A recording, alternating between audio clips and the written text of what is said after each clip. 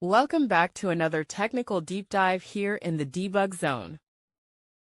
Today we're tackling a big question and breaking it down with insights from other users. Hopefully this clears up some misconceptions and helps you get the answer you need.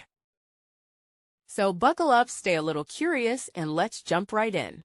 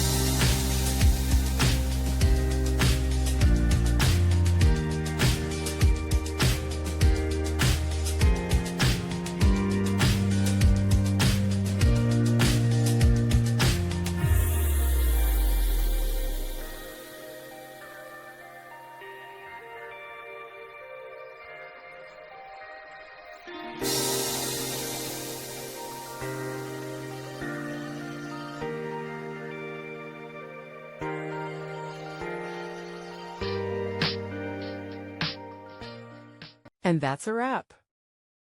I hope you found the answer you were looking for. If you did, take a second to hit that subscribe button. It really helps out.